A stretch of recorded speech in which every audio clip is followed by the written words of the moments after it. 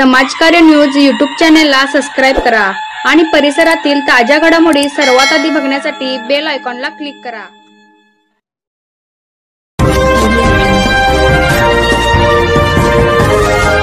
येडराव येथील हिंदवी स्वराज्य गणेशोत्सव मंडळ गणराया अवॉर्डने सन्मानित। येडराव तालुका शिरोळ येथील हिंदवी स्वराज्य गणेश उत्सव मंडळास गणराया अवॉर्ड प्राप्त।